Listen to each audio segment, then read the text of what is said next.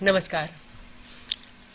आज के इस टेलीकॉन्फ्रेंसिंग के कार्यक्रम में हमारे अनुवाद में स्नातकोत्तर डिप्लोमा के छात्रों का स्वागत है। आज हम जिस विषय पर बातचीत करने जा रहे हैं वो है विदेशी भाषा से अनुवाद। वैसे तो हमारा पाठ्यक्रम अंग्रेजी से हिंदी और हिंदी से अंग्रेजी अनुवाद का है और वे भी विदेशी भाषा से भारतीय भाषा में अनुवाद है, मगर अंग्रेजी हम भारतीय लोग इतनी ज़्यादा पढ़ते हैं, इसका इतना ज़्यादा व्यवहार करते हैं कि अब ये वैसे विदेशी भाषा नहीं रही है जैसे अन्य भाषाएं विदेशी भाषाएं हैं। इसलिए आज हमारे जो परिचर्चा का विषय रहेगा कि आप अंग्रेजी से अलावा जिन भाषाओं से हमारा बहुत परिचय नहीं है, जिनके बारे में हमारी बहुत जानकारी नहीं है, वैसी एक भाषा है जापानी भाषा और उसमें अनुवाद की बातचीत हमारे आज के विषय रहेगा। और हमारे साथ बातचीत करने के लिए आज मौजूद हैं डॉक्टर उनीता सच्चिदानंद जी। डॉक्टर उनीता सच्चिदानंद जी दिल्ली विश्वविद्यालय में जापानी विभाग में जापानी की रीडर हैं और उनीता सच्चिदानंद जी का परिचय कई तरीके से देने की ज़रूरत मैं समझती हूँ। वे अनुवाद अध्यापक हैं, अनुवादक हैं और इंटरप्रेटर रही हैं, यानी कि भाषा के जितने आयाम हैं और जितने काम हैं उन्हें आप किसी एक व्यक्ति में साक्षात देख सकते हैं, तो वे उनीता जी में आज देखेंगे आप, और इनके कई तरीके के जापानी भाषा से संबंधित कार्यों का लाभ हमारे आज के प्रोग्राम में हमारे छात्र उठाएंगे। तो सबसे पहले तो मैं उनीता जी से ये पूछना चाहूँगी कि उनीता जी आप जापानी की छात्र रहीं, उसके बाद आप जापानी की इंटरप्रेटर रहीं, जैसे आशु अनुवाद हम हिंदी में उसे कहते हैं। आपने आशु अनुवाद किए, मारुति उद्योग में मैं समझती हूँ आप आशु अनुवादक रहीं। तो आशु अनुवादक के रूप में आपका क्या अनुभव रहा, ये आप हमारे छात्रों को बताएं। जी, मैंने सबसे पहले इसी क्षेत्र में से अपना कार्य शुरू किया था। जापानी पढ़ने के बाद जब मैं मारुति में आशु अनुवाद के अनुवादक के रूप में वहाँ पे काम करने लगी, तो मेरे तब मैंने शुरू में ये काम जब हाथ में लिया तो बहुत कई रोचक अनुभव मेरे साथ हुए, क्योंकि मैं अभी इसके बारे में कुछ भी नहीं जानती थी, केवल भाषा जानती थी। और इसको हम भाषा के माध्यम से हमें एक दूसरे की बात, मतलब मैं केवल एक माध्यम का काम करती थी और किस तरीके से मुझे एक व्यक्ति की बात दूसरे व्यक्ति तक पहुंचानी है। इस दौरान मुझे काफ़ी रोचक मेरे अनुभव हुए और मुझे काफ़ी सीखने को भी मिला। इस इंटरप्रिटेशन कहिए, द्विभाषीय का काम कहिए, इसमें हमको सबसे पहले ख्याल रखना होता है कि जो व्यक्ति आपको जो बात बताना चाह रहा है आपके द्वारा दूसरे व्यक्ति से, उसके अंदर का भाव क्या है, क्या वो बात गुस्से में बताना चाह रहा है या केवल वैसा ही सरल तरीके से या सहजता से बताना चाह रहा है, या केवल सूचना देना चाह रहे हैं कि ये काम होना चाहिए। तो हमें सबसे पहले तो उस व्यक्ति का पूरे मनोभाव का ध्यान रखना होगा कि वो किस मनोस्थिति में इस बात को दूसरे व्यक्ति तक पहुंचा रहा है। और उस समय हम अपने पद का बिल्कुल भी ख्याल नहीं रखते हैं। हमको ये सिखाया गया था कि चाहे तुम अपने बॉस के साथ ये काम कर रहे हो, चाहे किसी के भी साथ, तुम्हें हूबहू जो हम कहना चाह रहे हैं वही तुमको कहना पड़ेगा। तो कई बार बीच में जरा बोलूंगी, आपका जापानी से जो इंटरप्रिटेशन होता था, जापानी से अंग्रेजी में होता था या हिंदी में होता था या दोनों में होता था? दोनों में ही होता था जी। कई बार जैसे शॉप फ्लोर में हमें मारुति में काम करना होता था तो वहाँ पर हमें हिंदी का प्रयोग करना पड़ता था, और जब मैनेजर या इंजीनियर लेवल पे बातचीत का सिलसिला होता था, मीटिंग्स होती थी, तो उस समय अंग्रेजी का प्रयोग करते थे। अच्छा, कहना चाहिए कि अधिकारी से लेके कर्मचारी से लेके टेक्नीशियन, विशेषज्ञ, इन सभी लेवल पर आपको इंटरप्रिटेशन करना पड़ता था। जी जी। तो फिर ऐसे लोगों की, मतलब कहना चाहिए कि वर्क कल्चर जिसे कहते हैं, कार्य करने की संस्कृति है, तो सभी की कार्य करने की संस्कृति में आपके अपने व्यवहार को ढालना होता था।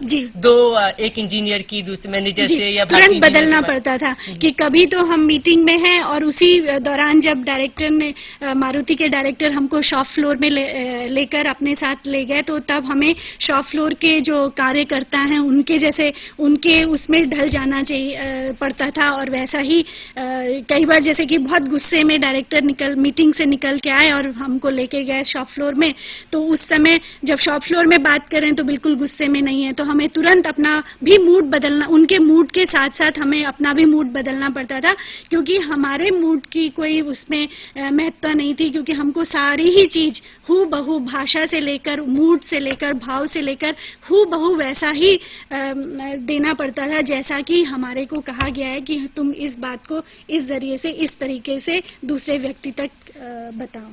तो इसका मतलब तो ये हुआ कि हमें ये समझें, इसका मतलब कि जब आप इंटरप्रिटेशन करती हैं तो एक तरीके से मनोविज्ञान का भी आपको जानना पड़ता है, बोलने वाले का, समझने वाले का, और जब आप लिखित अनुवाद करती हैं तब उसके विचार और तथ्यों पे ज्यादा जोर रहता है।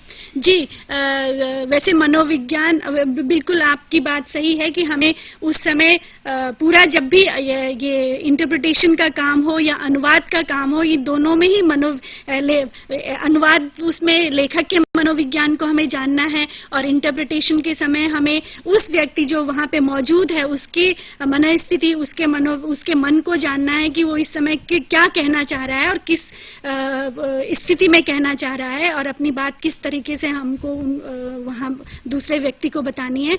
तो हमें पूरा ही, जब इस काम का जो हमारा आधार बनता है, तो हमें पूरे उस समाज के पूरे मनस्थिति, मनोविज्ञान, समाज, संस्कृति सभी जानना, भाषा ही जानना जरूरी नहीं है, बल्कि हमको ये सारा जानना जरूरी होता है ये काम करने के लिए। तो इंटरप्रिटेशन आपने अध्यापक रहने के दौरान किया या इंटरप्रेटर रहने के बाद आप अध्यापक बनी? मैं अध्यापक, इंटरप्रेटर बनने के बाद अध्यापक बनी। पहले मैंने काम इंटरप्रिटेशन का किया।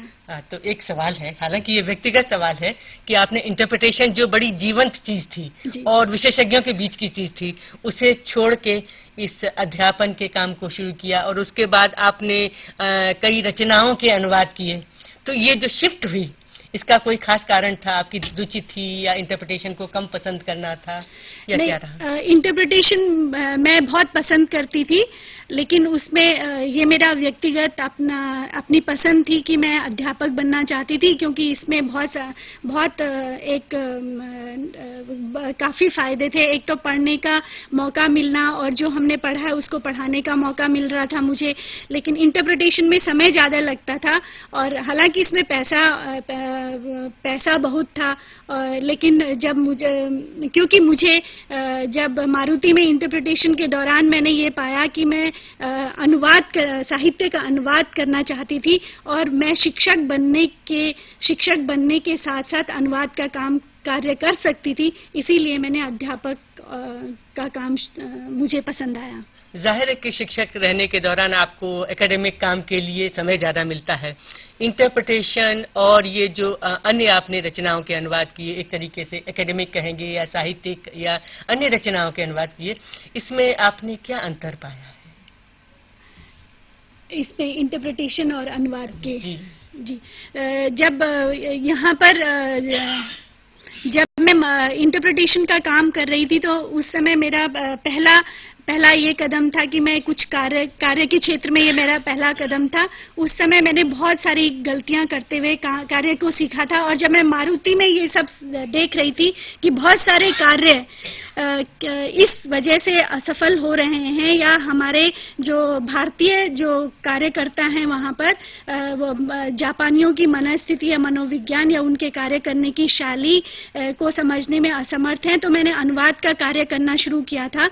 और अनुवाद का कार्य, साहित्य का अनुवाद जो कार्य है, वो अपने आप में एक बहुत ही मतलब अध्यात्म का और बहुत ही मुश्किल कार्य है, जिसके द्वारा कि हम मतलब पढ़ने का और उसमें हम काफी कुछ सीखते हैं, और काफी इसमें जब हम अनुवाद करते हैं तो हम बहुत सारी चीजें उसके लिए पढ़नी पड़ती हैं हमको, उसमें काफी अभ्यास करना पड़ता है, और उसके लिए भी जो जिस अनुवाद को हम कर रहे हैं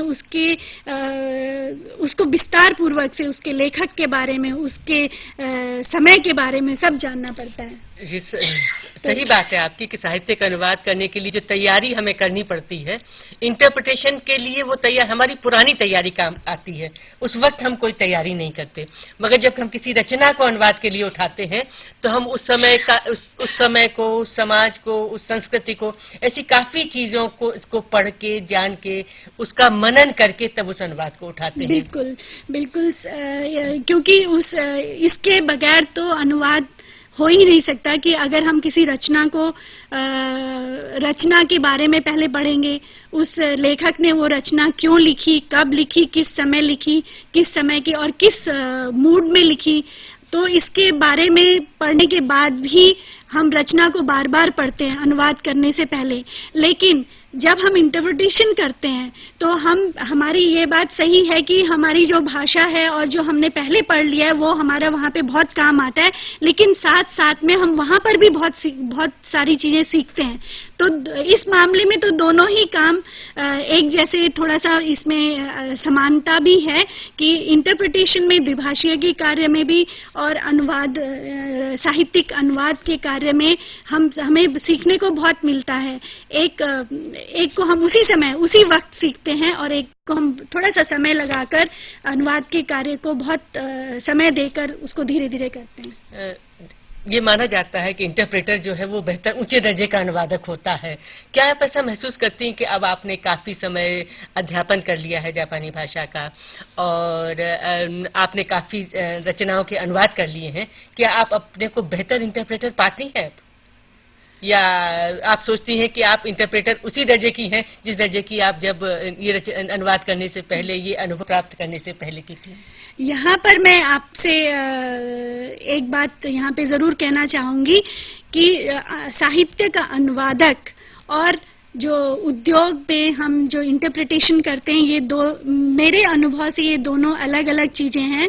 क्योंकि जब हम इंटरप्रिटेशन करते हैं हम उसी वक्त हम उस किसी व्यक्ति की बात को दूसरे व्यक्ति तक उसी समय हमको तुरंत पहुंचाना होता है, उसके लिए कोई भी समय नहीं होता है और उसके लिए हमको कुछ चीजों की जरूरत होती है, जैसे कि एकाग्रता की और तत्परता की, और उसी समय हमको शब्दावली और ये सब तो खैर दोनों ही उसमें जरूरी हैं, लेकिन और ये बहुत ही तीव्रता से और बहुत ही कुशलता से हमको उसी वक्त ये सब कुछ देना होता है। लेकिन अनुवाद में, साहित्यिक अनुवाद में हमको थोड़ा सा समय लेना होता है। हम तुरंत उस तत्परता से कार्य करेंगे, अनुवाद करेंगे तो वो अनुवाद बहुत खराब होगा, अच्छा नहीं होगा। उसमें हमें काफी समय तक थोड़ा सा अनुवाद करके रखना भी पड़ता है, उसमें संशोधन होते हैं, उसमें बहुत देर तक हमें सोचना होता है। किसी वाक्य पे ही, किसी शब्द पे ही हम महीनों लगा देते हैं,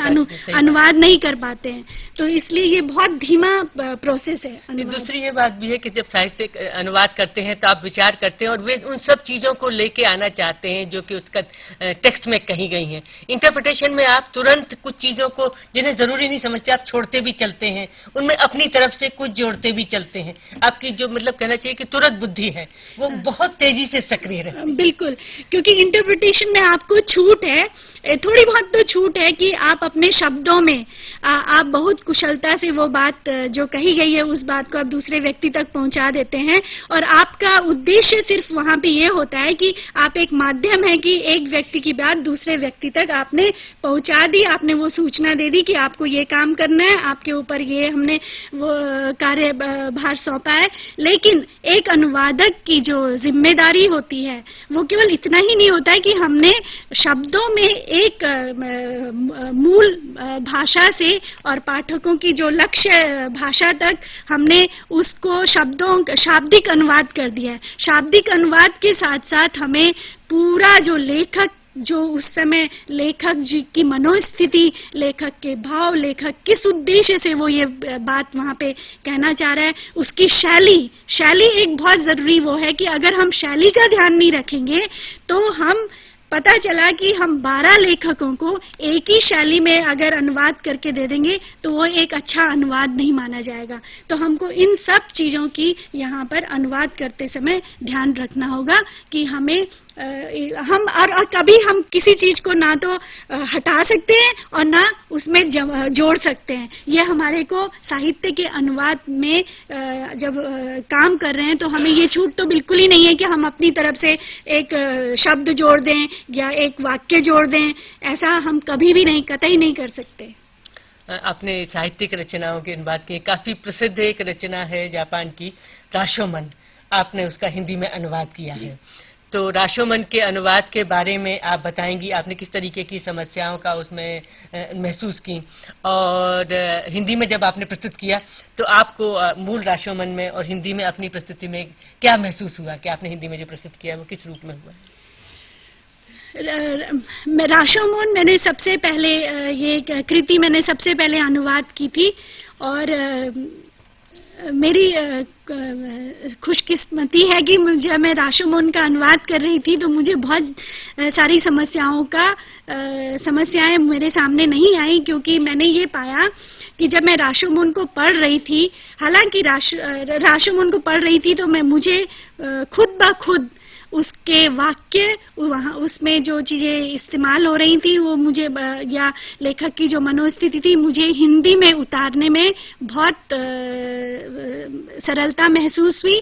मुझे कोई भी कठिनाई उसमें थोड़ा बहुत आई थी, शब्दकोशों ने मेरी मदद कर दी थी, लेकिन मैंने ये पाया कि जब हम जापानी भाषा को हिंदी में अनुवाद करते हैं तो हमको ज्यादा उसमें कठिनाई महसूस नहीं होती।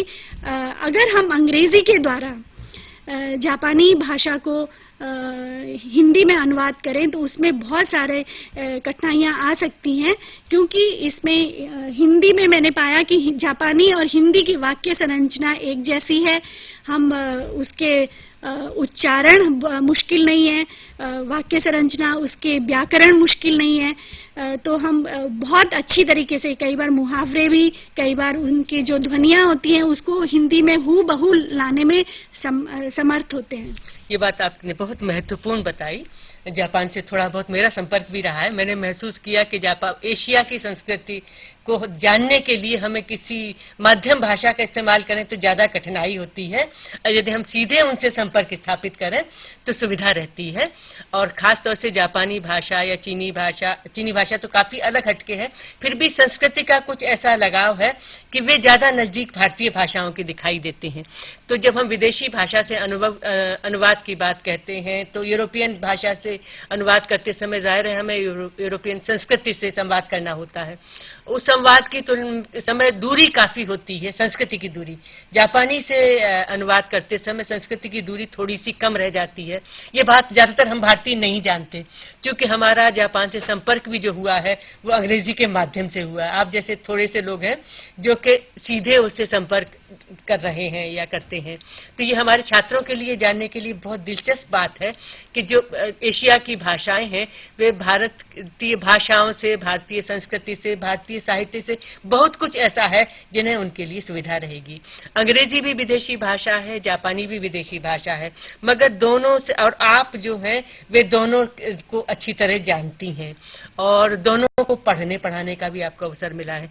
तो इन दोनों के बीच अनुवाद, अगर हम अंग्रेजी से हिंदी कर रहे हैं, हम जापानी से हिंदी कर रहे हैं, इसमें किस तरह से अंतर रहेगा? क्या हमारे छात्रों को कुछ उदाहरण से बता सकती हैं? मैं तो ये कहूंगी कि जब इंटरप्रिटेशन करनी हो या साइमल्टेनियस इंटरप्रिटेशन करनी हो, अगर वो इंटरप्रिटेशन हमने अंग्रेजी में करनी है तो हम साइमल्टेनियस इंटरप्रिटेशन करने में असमर्थ अपने को पाएंगे, क्योंकि जब जापानी का हमें आखिरी वाक्य तक इंतजार करना पड़ेगा कि वो आखिरी में नहीं कह रहा है या हाँ कह रहा है। क्योंकि हमें अगर हिंदी में करना है तो हमें तुरंत पता चल जाता है कि ये वाक्य ना में नहीं में अंत होगा इसका, और उसमें अगर वैसे ही अंग्रेजी को अगर जापानी में करना हो, क्योंकि वाक्य संरचना एक समान होते हुए हमको हिंदी में करने में बहुत ही सुविधा होती है। और संस्कृति की बात जब आपने की तो इस मामले में भी, क्योंकि हम जापानी लोग और भारतीय लोगों के आपस में, मतलब बहुत सारे बौद्ध धर्म के द्वारा या हमारे सोच, हमारी विचार काफी मिलती जुलती है, जो कि एक यूरोप का जो पाठक है वो जापानी लोगों को समझने में असमर्थ अपने को पाएगा, और जो वो अनुवाद जापानी से ही करे भले ही अंग्रेजी में, तो जो वो करेगा वो बहुत सारी चीजें उसमें छोड़ देगा। बहुत सारे, जैसे कि प्रकृति का विस्तार हो या जगह का विवरण हो या बहुत सारे चीजें जो किसी भाव में निहित हैं। जापानी कुछ कई बार बिना कहे भी बहुत कुछ बोल जाते हैं, जो कि हमें समझने में बहुत सफलता मिलेगी और हमारे लिए बहुत आसान होगी। वो एक यूरोपीय को समझने में बहुत मुश्किल होगी। तो जो अंग्रेजी में तो आधा अनुवाद करती दफा छूट गया, और जब हमने अंग्रेजी से हिंदी में लेके आए तो हम उसको आधे से ज्यादा छोड़ देते हैं। तो हम सीधी नाक पकड़ने की बजाय हम टेढ़ी नाक पकड़ रहे हैं, तो ऐसा मुझे महसूस होता है। तो हम अगर हिंदी और जापानी का या भारतीय भाषाओं का जापानी भाषा के साथ सीधे से सीधे संपर्क रखें तो हमें ज्यादा सहूलियत होगी और हमें ज्यादा इसका फायदा होगा। ऐसा भी तो है कि जो ग्रामर है, जो वाक्य संरचना है, जी जी, जी। वो हिंदी और जापानी की निकट है, जी, है ना, और बजाय अंग्रेजी और जापानी की जो संज्ञा और क्रिया का और जो सर्वनाम का या जो सब्जेक्ट ऑब्जेक्ट का संबंध है वाक्य में, वो अंग्रेजी में बिल्कुल भिन्न तरीके का है और जापानी और भारतीय भाषाओं में मिलता जुलता सा है। तो वो सुविधा भी उसे सीखने में भी रहती है और इंटरप्रिटेशन में तो जाहिर है आपको रहती होगी, और ये बात शायद आप उदाहरण से बताना भी चाहें। जी, क्योंकि ये बात मैंने पहले भी थोड़ी देर पहले यहाँ पे बताई थी कि हिंदी और जापानी की वाक्य संरचना और वाक्य संरचना मिलती है, और जापानी का व्याकरण तो बहुत ही आसान है, जो कि हम भारतीयों के लिए बहुत ही आसान है व्याकरण भी सीखना। तो मैं एक उदाहरण यहाँ पर देती हूँ, जैसे कि आरु हीनो कोतो देस। आरु हीनो कोतो देस। आरु एक, ही दिन, नो की, कोतो बात, देस है। सो आरुहीनो कोतो देस, एक दिन की बात है। तो जैसे हमने एक हुआ आरु, दिन एक दिन, आरुही, की नो, बात कोतो देस है।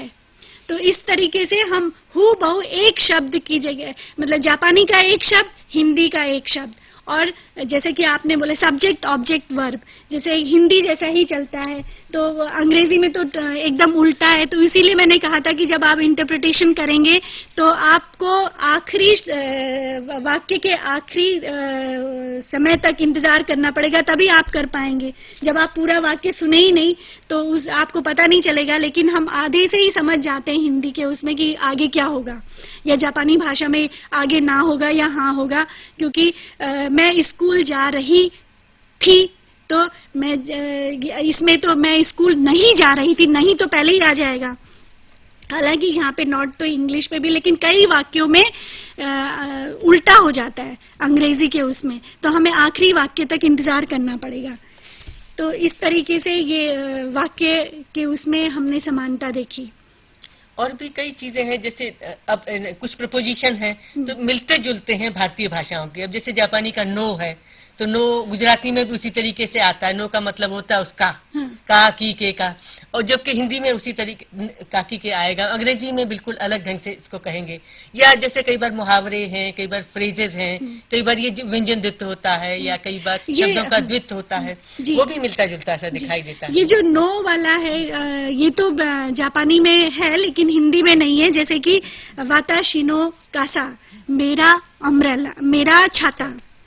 तो जो ये नो है वो जापानी में है लेकिन हिंदी में नहीं है। गुजराती में ऐसा ही आता है। गुजराती में, तो मुझे गुजराती से मैं जी परिचित नहीं हूँ। लोग जापानी भाषा से कहीं न कहीं, तमिल लोगों से कहेंगे तो वे कहेंगे कि जापानी तमिल के निकट दिखाई देती है। बंगला भाषी कहेंगे, वो कहेंगे हमें बंगला के निकट ज्यादा दिखाई देती है, अंग्रेजी से दूर है। लेकिन कुछ प्रपोजिशन की समानता है जापानी और हिंदी में। जैसे दे, मेज पर, मेज पर सुक्वेनो उए दे।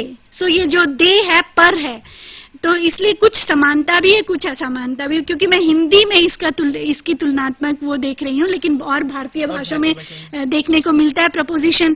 तो ये तो बहुत ही अच्छा है कि हमारे प्रपोजिशन भी मिलते हैं और हमारे कुछ प्रोवर्ब्स भी और कुछ इडियम्स और कुछ जैसे कि हमारे जैसे ध्वनियां भी मिलती हैं। जैसे बोलने दोन दोन मतलब दनादन, दोन दोन ये दनादन ये काम करते रहिए, दोन दोन मादा मादा मदा मदा मंद मंद मंद मंद ये मदा मदा हुआ होगा जो धीरे धीरे हिंदी में अर्थ निकल के आता है। तो ऐसी काफी जो हमारा संपर्क रहा है, सांस्कृतिक संपर्क रहा है, बौद्ध धर्म के साथ जो संपर्क रहा है, उससे काफी चीजें जैसे हैं हम लोगों ने ली दी हैं जापान के साथ। तो वे जापानी भाषा सीखने में भी मदद करती हैं। अध्यापक रहने के नाते आप ये जरूर बताएं कि जापानी भाषा सीखने में अनुवाद पद्धति मदद देती है या नहीं देती? जापानी भाषा सीखने में जरूर अनुवाद हमारे को मदद करता है, क्योंकि अनुवाद तो बहुत ही जरूरी है। अगर अनुवाद नहीं होगा तो हम भाषा ही नहीं सीख पाएंगे। मैं नहीं समझती कि फिर हम जो हमारी शब्दावली भी बढ़ती है जब हम सीखते हैं किसी भाषा को, तो हम अनुवाद के ही द्वारा एक दूसरे को बता पाते हैं इसका मतलब क्या है, और उसके साथ साथ जुड़ी रहती भाषा के साथ साथ हमारी संस्कृति भी आती है। उसके साथ साथ हम अनुवाद का एक वाक्य जैसे शुरुआत में, जैसे मैं स्कूल जाती हूँ, तो मैं इसमें कितने ही शब्द सीख लेती हूँ और एक पूरा वाक्य भी सीख लेती हूँ।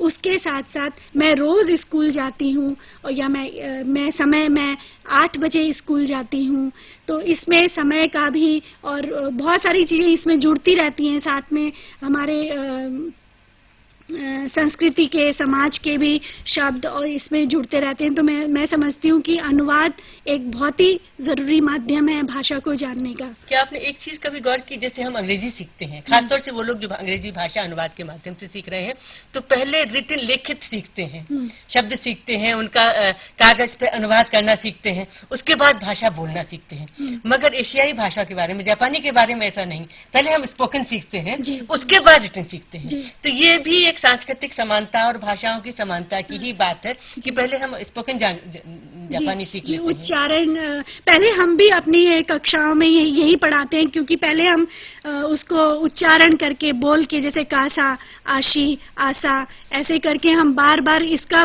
भले ही हम पहले मतलब नहीं बताते, लेकिन उच्चारण के द्वारा, बोली के द्वारा पहले हम भाषा को सिखाते हैं। अच्छा, आपने अनुवाद जो किए हैं, मतलब जैसे राशोमन का आपने अनुवाद किया, तो राशोमन के अनुवाद में आप किस किस तरीके के अनुभवों से गुजरी? क्योंकि ये तो बहुत ही प्रसिद्ध रचना है जापानी की, जिसकी फिल्म भी बनी है, जिसके नाटक भी हुए हैं, हिंदी में भी और कई भाषाओं में, विदेशी भाषाओं में भी अनुवाद हुए हैं। उसके कुछ अनुभव आप बताना चाहेंगी? जी, पहले तो मैंने इसका थोड़ी देर पहले जिक्र किया था कि मुझे राशोमन की कहानी बहुत अच्छी लगी थी, और मुझे अनुवाद करने में आज भी, जब मैं उसका, ये मेरा पहला अनुवाद था, लेकिन आज भी जब मैं उस अनुवाद को देखती हूँ तो मुझे बहुत अच्छा लगता है उसको देखते हुए, क्योंकि वो सभी अनुवादों में से राशोमन अनुवाद मैं समझती हूँ कि वो सबसे अच्छा अनुवाद था।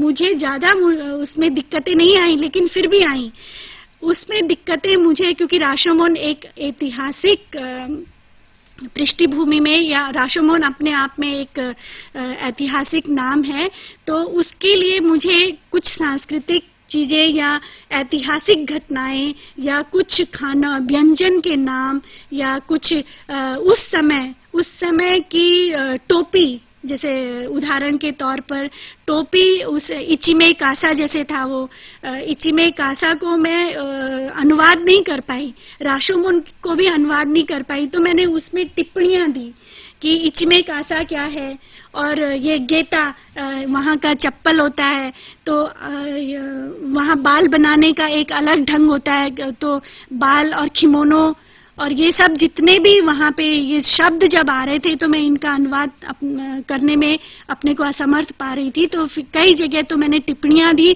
और कई जगह जब टिप्पणियों से भी काम नहीं चला तो मैंने उसके साथ साथ उसके चित्र भी उसमें दिए। ये फिल्म आपने देखी होगी राशोमन शायद, तो एक हत्या होती है, उसके 3 इंटरप्रिटेशन 3 लोगों द्वारा दिए गए हैं। तो जो रचना है और जिस तरीके से इसे फिल्म में दृश्य रूप प्रदान किया गया है, उसमें आप कैसा महसूस करती हैं? दोनों में किस तरीके का अंतर महसूस करती हैं? मैं आपको आप सभी लोगों को ये बताना चाहती हूँ कि राशोमोन जो फिल्म बनी है वो 2 कहानियों को लेकर बनी है। एक तो राशोमोन कहानी है और एक याबुनो नाका।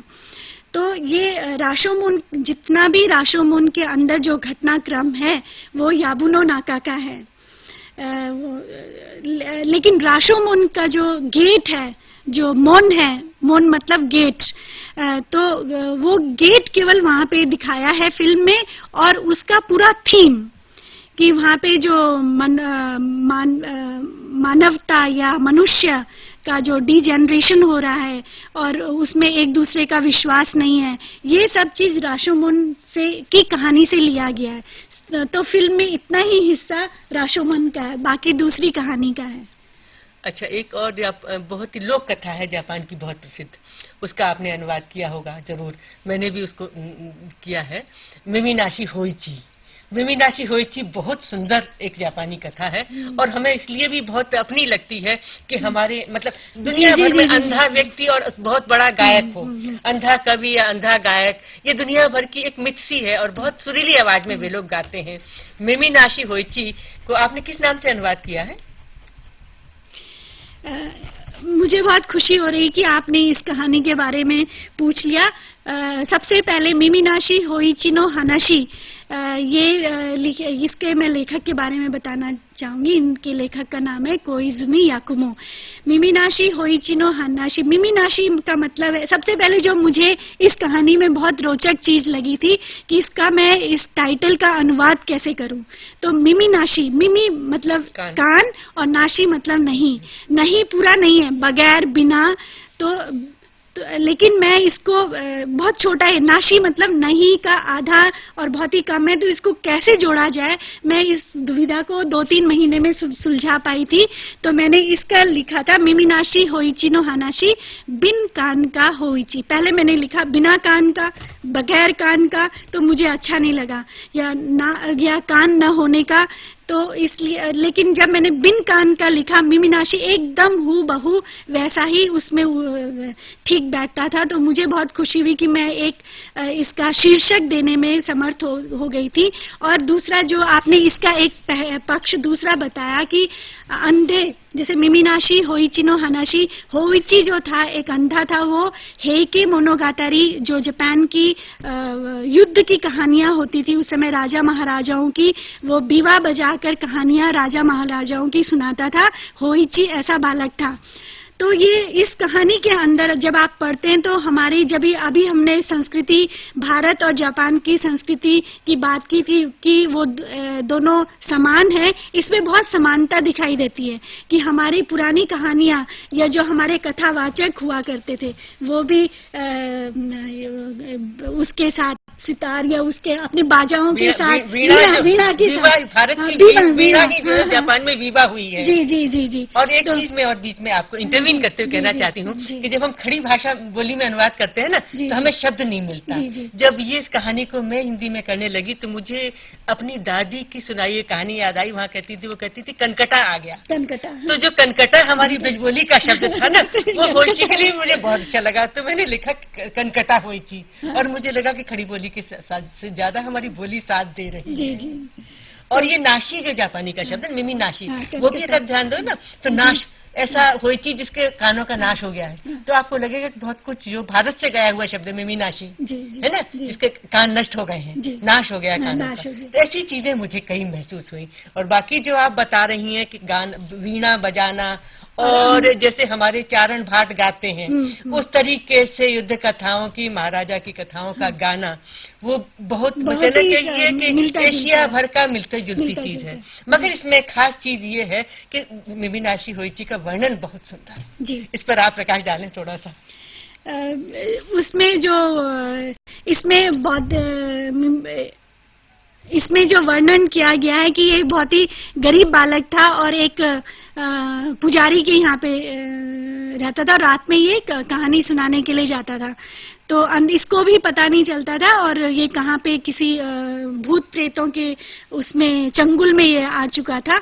तो उसमें जो ये होइची जो एक दिन जा रहा था तो पुजारी ने देख लिया कि ये जाता है, तो उस समय पुजारी को बहुत डर लगा और उन्होंने कहा कि ये बालक कहाँ जा रहा है। तो उन्होंने अपने मंत्र उसमें मैं बहुत ही संक्षिप्त रूप में इसमें बताना चाहूंगी कि उन्होंने उस बालक को बचाने के लिए, होइची को बचाने के लिए, क्योंकि होइची को पता नहीं चल रहा था कि वो कहाँ जा रहा है, तो उसको बचाने के लिए उसने पूरे उसके शरीर में कुछ मंत्रों से, बौद्धिक मंत्रों से कुछ लिख दिया था और उसमें वो कर दिया था। केवल उसके कान छूट गए थे, जिसकी वजह से जब वो दोबारा जाता है इन कहानियों के उसमें, तो या उसको वो जब बैठा रहता है तो उसको लेने के लिए आते हैं कोई दोबारा से कहानी सुनने, क्योंकि अब ये जा नहीं रहा है।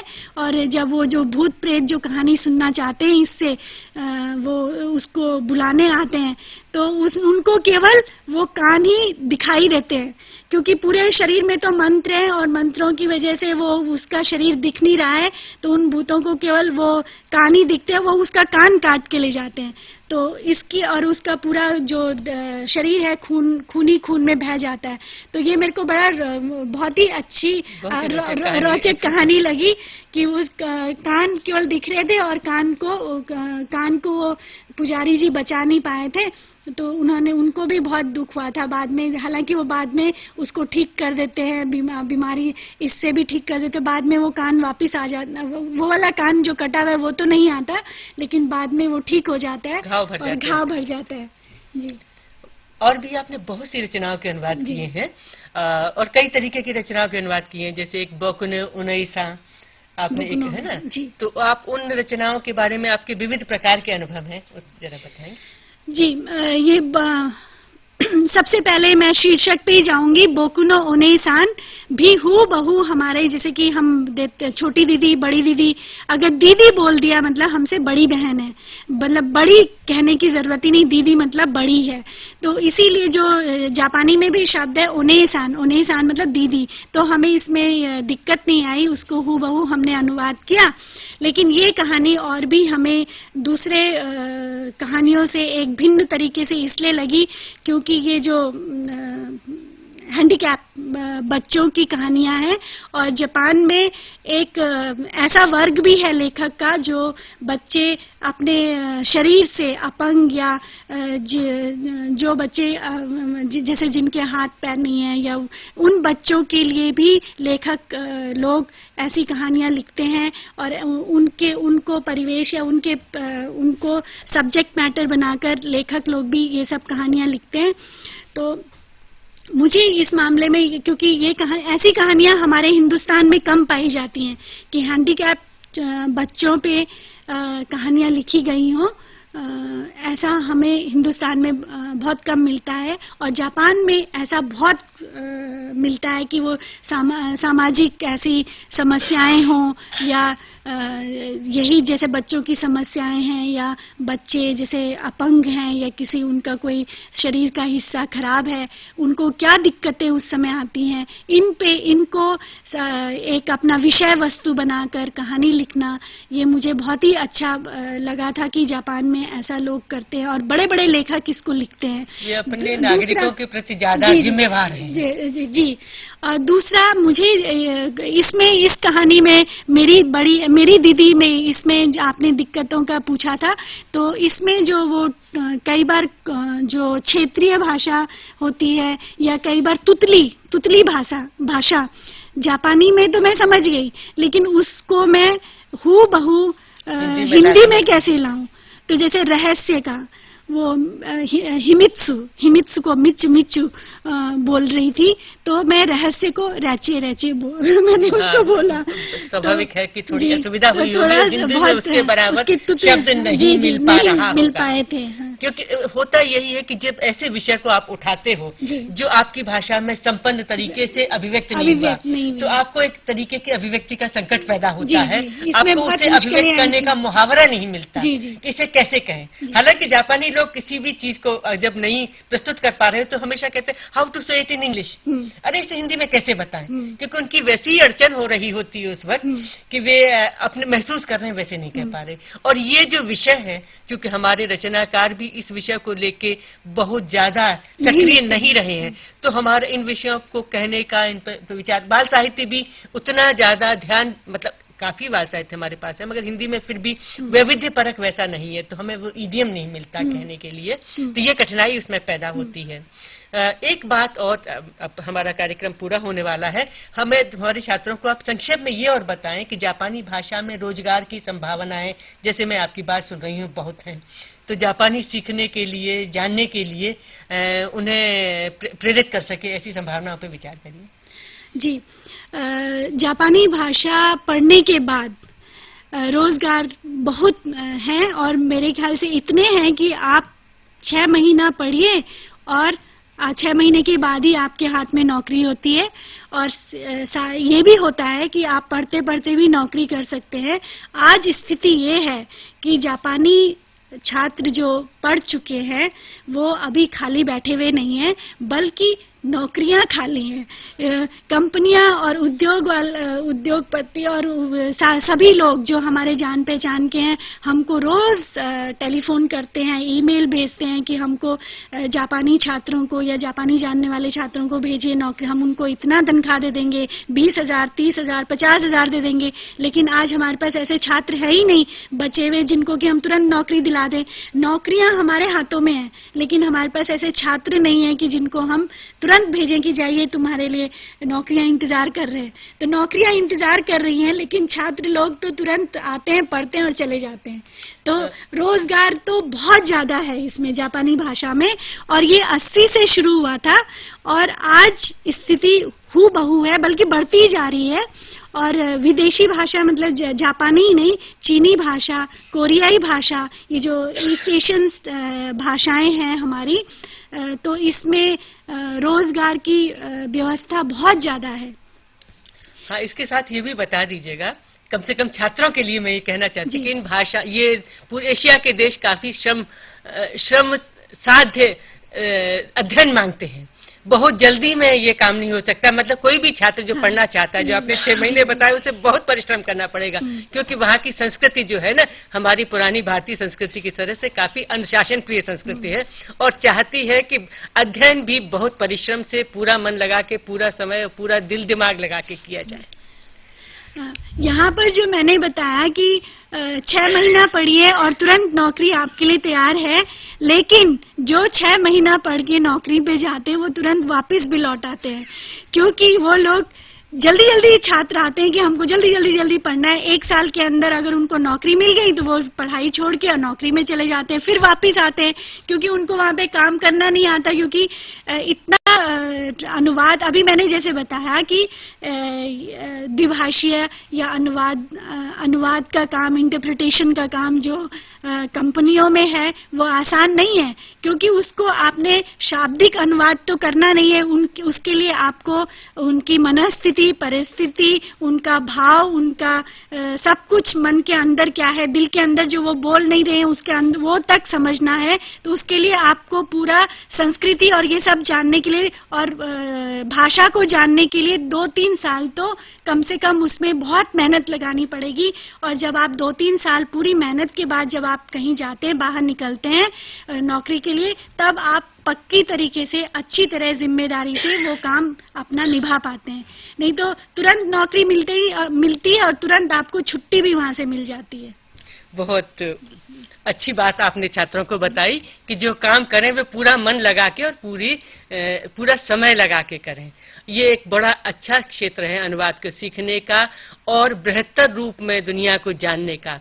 और अनुवाद के बारे में आपने हमारे छात्रों को जापानी भाषा और हिंदी भाषा और भारतीय भाषाओं के संबंध में जो बातें बताई, उनसे उन्हें एक नई जानकारी तो मिले ही, और एक नया एक तरीके का कहना चाहिए हॉरिजन उनके सामने दिखाई दिया कि अंग्रेजी और हिंदी में तो वे अनुवाद सीख ही रहे हैं, अन्य अन्य चीजों में भी वे अनुवाद सीख सकते हैं, अन्य भाषाओं को पढ़ सकते हैं और अपने ज्ञान को, अपनी क्षमताओं को बढ़ा सकते हैं।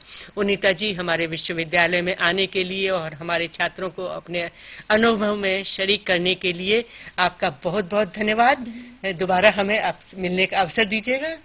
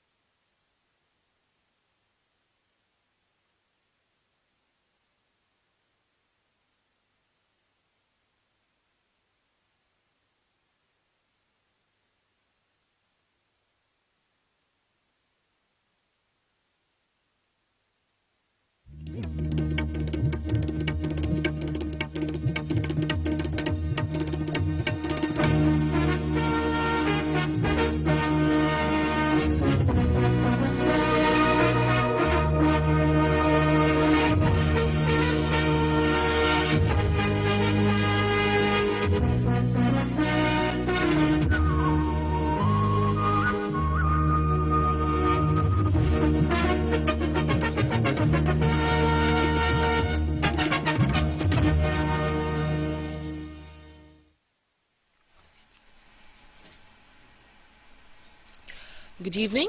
Today I'll be talking to you about Australian literature in the 20th century, and in particular about modern Australian poetry, and the dates for that period would be between 1901 and 1970. But before we begin that section, we'll have to take a very quick relook at what happened in the previous age. Now, Australian literature, as I've already told you before in my earlier lectures, is one of the youngest literatures in the world, and it is only about 200 years old.